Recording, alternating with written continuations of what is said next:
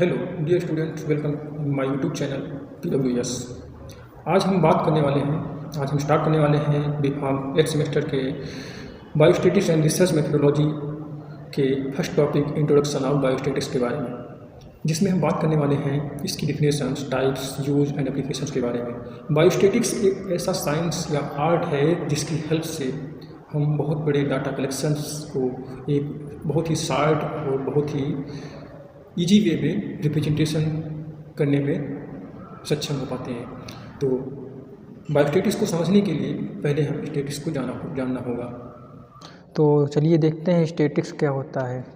Statics की definition के बारे में अगर देखें तो स्टैटिक्स जो है वो कई तरह से उसको डिफाइन किया जा सकता है, जैसे कि the term statistics is derived from the Latin word में इसको ड्राइव किया गया है स्टेटस से।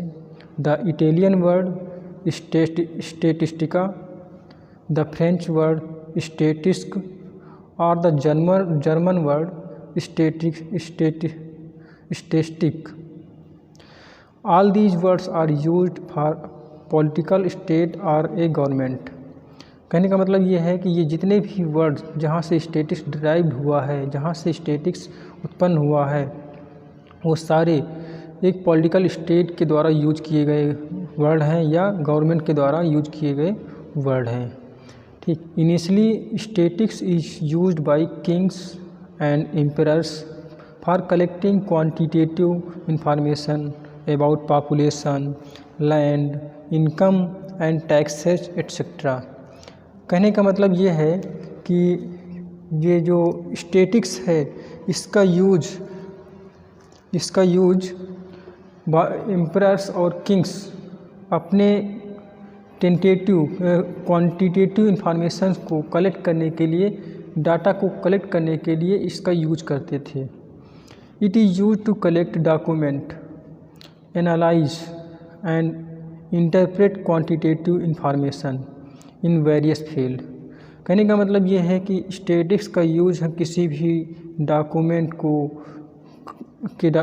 के डाटा को कलेक्ट करने के लिए या किसी भी एनालिसिस को इंटरप्रेट करने के लिए, क्वांटिटेटिव इंफॉर्मेशन को कलेक्ट करने के लिए बहुत सारी फील्ड में इसका यूज किया जाता था, such as economics, finances, productions, agricultures, forestry, industry, medicine, pharmacology और ह्यूमन और कैटल पॉपुलेशंस। इन सब में स्टैटिक्स का यूज किया जाता था। कहने का मतलब सिर्फ यहाँ पे ये है कि स्टैटिक्स का जो यूज हो रहा है उसको हम बहुत बड़े डाटा को समराइज फॉर्म में करने के लिए या उसको बहुत ही ईजी वे में उसको रिप्रेजेंट करने के लिए हम स्टैटिक्स का यूज किया करते हैं। बात अगर करें कि स्टैटिक्स के जनक कौन है, तो father of statistics is H.N. Wall in 1749। तो 1749 में H.N. वॉल ने स्टैटिक्स की खोज की थी। According to A.L. Bowley, statics is the science of estimates and probabilities. तो A.L. बाउले के अकॉर्डिंग स्टैटिक्स जो है वो एक एस्टीमेट होती है या प्रोबेबिलिटीज होती है। According to Croxton and Cowden, statistics is the study of statistical method and procedure involving collection, classification, analysis and interpretations of numerical data and to make inference from it. According to Croxton and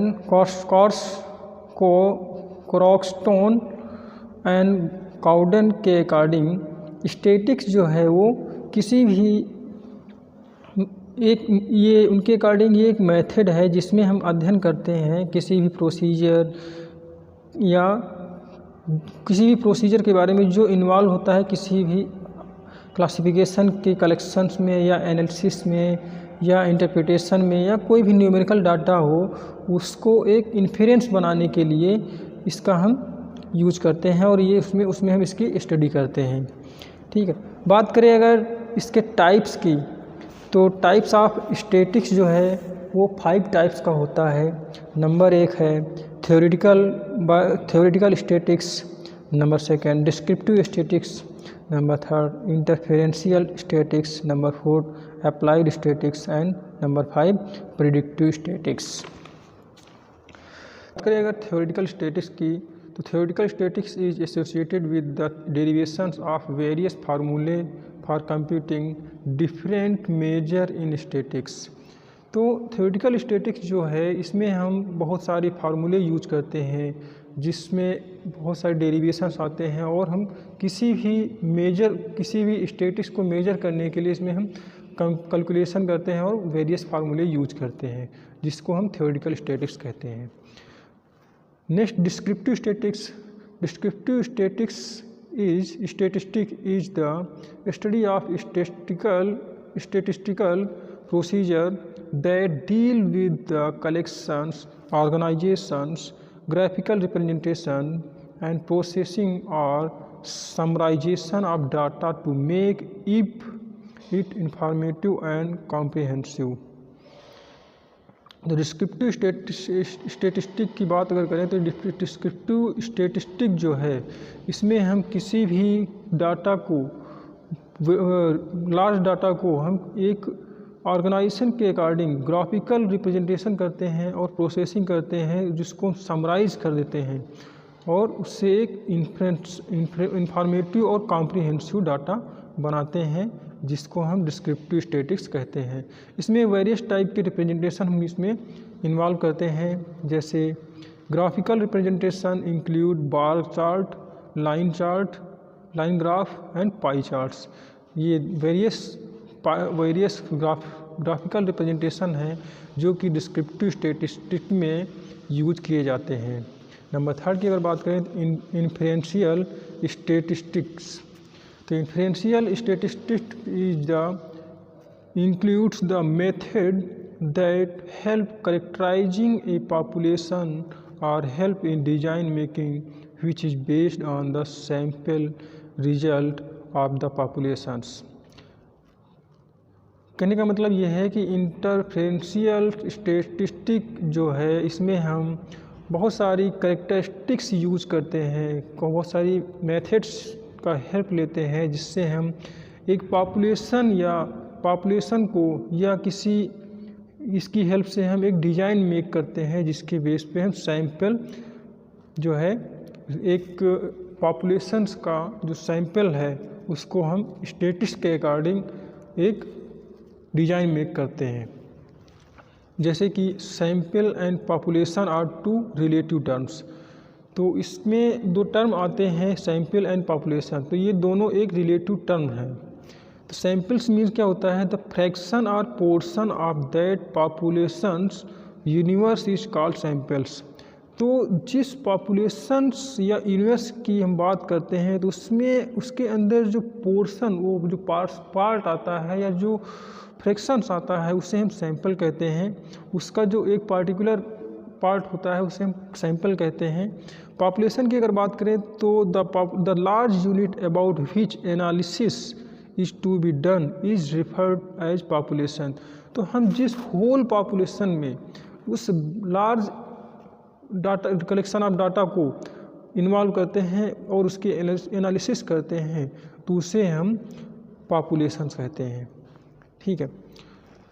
next applied statistic की बात अगर करें तो applied statistic is use in collecting data about economic, educational, social and political matters is known as applied statistics. Number 5 predictive statistic की बात अगर करें तो the statistics used to make predictions after analyzing the data available is known as predictive statistics। Predictive statistic की अगर बात कर रहे हैं तो प्रिडिक्टिव स्टैटिस्टिक्स जो है हम कोई भी जो डाटा है उसको एनालाइज करने के बाद जो प्रिडिक्शन बनाते हैं उसे हम प्रिडिक्टिव स्टैटिस्टिक्स कहते हैं।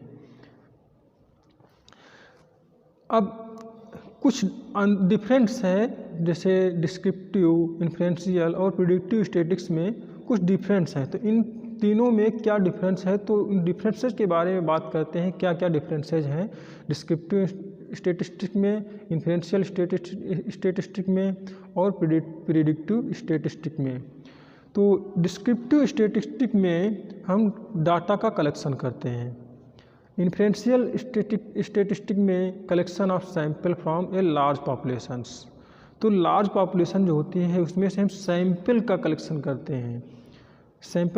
करते हैं। और प्रिडिक्टिव स्टैटिस्टिक्स में हम जो डाटा होता है उसकी एनालिसिस करते हैं। नेक्स्ट पॉइंट, डिस्क्रिप्टिव स्टैटिस्टिक्स में ऑर्गेनाइजेशन ऑफ डाटा को हम मेजर करते हैं।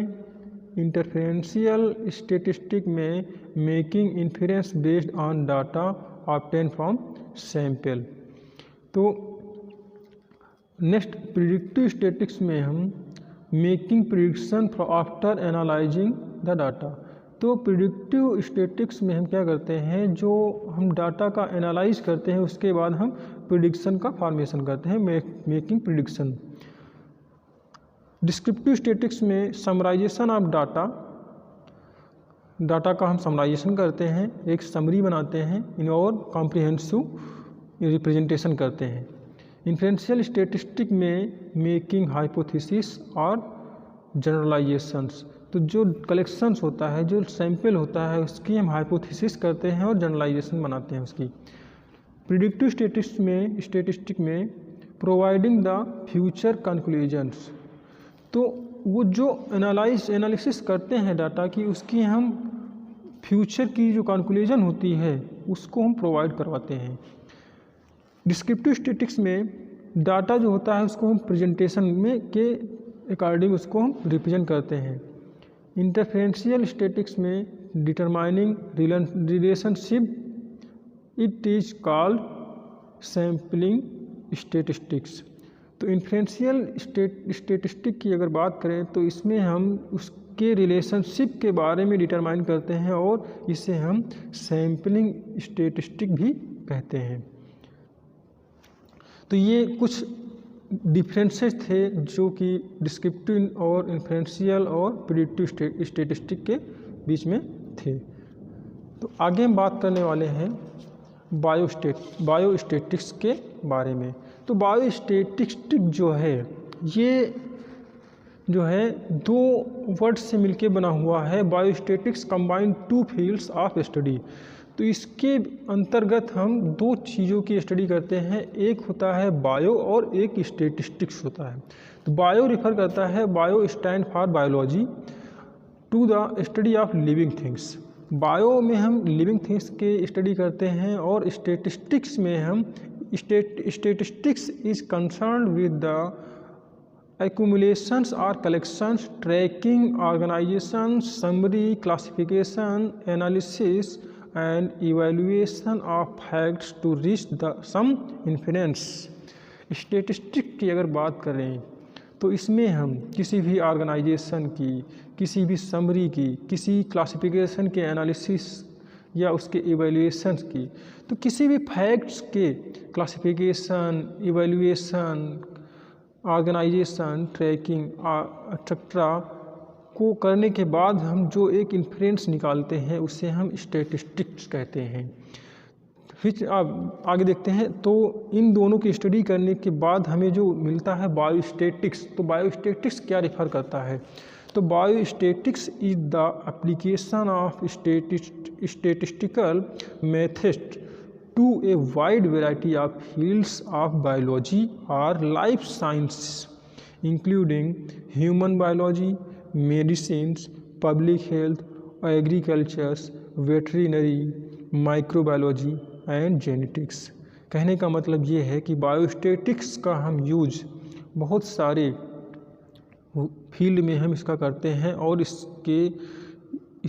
इसको यूज करके हम उसका डाटा जो है रिप्रेजेंट करते हैं। तो बायोस्टैटिक्स को हम बायोमेट्री भी कहते हैं। तो biostatistics is also called biometry. Biometry भी दो वर्ड्स से मिलके बना हुआ है, bio and metry. Bio means life, metry means measure. Life which means biological measurements. तो बायोमेट्री का मतलब ये है कि जब हम बायोलॉजिकल मेजरमेंट्स करते हैं उसे हम बायोमेट्री कहते हैं। तो बायोमेट्री में हम किसी भी लिविंग चीज़ को या किसी की लाइफ को हम मेजरमेंट करते हैं उसे हम क्या करते हैं, बायोस्टैटिक्स या बायोमेट्री कहते हैं। अब बात करने वाले हैं कि बायोस्टैटिक्स का हम क्या क्या यूज़ कर सकते हैं, कहाँ कहाँ पर इसका हम एप्लीकेशंस है, किस किस जगह में इसमें इसका एप्लीकेशंस है। तो देखते हैं, applications of biostatics is not restricted to certain experiments but is used in a wide variety of contents. Some of there are as follows. Number 1, statistics and government. Statistics and mathematics. Statistics and economics. तो बात अगर करें कि statistics का use जो है economy में कैसे इसका यूज किया जाता है, तो इकोनॉमी में इसका बहुत ही बड़ा रोल होता है। स्टेटिस्टिक्स का, बायोस्टैटिस्टिक्स का इकोनॉमी में बहुत ही बड़ा रोल है। स्टेटिस्टिक्स एंड फिजिकल साइंस, तो फिजिकल साइंस में भी स्टेटिस्टिक्स का बहुत ही बड़ा रोल है। Statistics and naturals, statistics and research, statistics and astronomy, statistics in educations, statistics in account and auditing, statistics in planning, statistics in commerce. तो commerce में भी इसका बहुत ही बड़ा अहम रोल है बायोस्टैटिक्स और स्टेटिस्टिक्स का। स्टेटिस्टिक्स एंड फार्माकोलॉजी, तो फार्माकोलॉजी में इसका बहुत ही बड़ा रोल है। फार्माकोलॉजी में जब हम देखते हैं कि कौन सी ड्रग किसके अकॉर्डिंग उसकी MRP रेंज, उसकी बायोअवेलेबिलिटी रेंज, फार्माकोलॉजिकल एक्शंस के अकॉर्डिंग उसका क्या रोल है, ये सब जो रिप्रेजेंटेशन, इसका जो हम डाटा कलेक्ट करते हैं उसका एक रिप्रेजेंटेशन या समराइजेशन बनाते हैं, तो ये हम बायोस्टैटिक्स की हेल्प से ही इसका समराइजेशन या इसका रिप्रेजेंटेशन हम आसानी से करते हैं। Next, statistics in community and public health. तो पब्लिक हेल्थ और कम्युनिटी में भी बायोस्टैटिक्स का एक बहुत ही बड़ा अहम रोल होता है। नेक्स्ट हम बात करें अगर role and usages of modern biostatics in modern research, तो मॉडर्न रिसर्च और मॉडर्न बायोस्टैटिक्स में इसका क्या रोल है और क्या इसका यूज है, तो उसके बारे में थोड़ा सा जानेंगे। नंबर 1 क्या है, कैलकुलेटिंग एवरेज। तो एवरेज को कैलकुलेट करने के लिए बायोस्टैटिक्स, मॉडर्न बायोस्टैटिक्स का एक बहुत ही बड़ा अहम रोल है। Average provide a picture of the performance of various groups under study. तो जब हम एवरेज प्रोवाइड करते हैं तो एवरेज जो है एक पिक्चर प्रोवाइड करवा देता है किसी भी परफॉर्मेंस की जो किसी ग्रुप्स के अंदर स्टडी करते हैं। जब हम किसी ग्रुप के अंदर कोई स्टडी करते हैं तो जब हम उसका एक एवरेज निकालते हैं तो उस एवरेज के थ्रू एक पिक्चर प्रोवाइड हो जाती है जिसे हम कैलकुलेटिंग एवरेज कहते हैं। वेरिएबिलिटी ऑफ मेजरमेंट, तो बायोस्टैटिक्स का या मॉडर्न रिसर्च में बायोस्टैटिक्स का जो रोल है वो वेरिएबिलिटी ऑफ मेजरमेंट में भी बहुत बड़ा रोल है इसका। Determining relativity of measurement instruments, तो इंस्ट्रूमेंट के मेजरमेंट में किसी चीज़ की रिलेटिविटी को मेजरमेंट करने के लिए बायोस्टैटिक्स का एक रोल होता है। इन्फेरेंस, किसी भी चीज़ का इन्फेरेंस निकालने के लिए बायोस्टैटिक्स का एक अहम रोल है। तो ये कुछ बायोस्टैटिक्स के रोल और यूजेज थे जो कि modern biostatics in modern research में आते हैं। अब बात करने वाले हैं हम डिस्ट्रीब्यूशन ऑफ फ्रीक्वेंसी।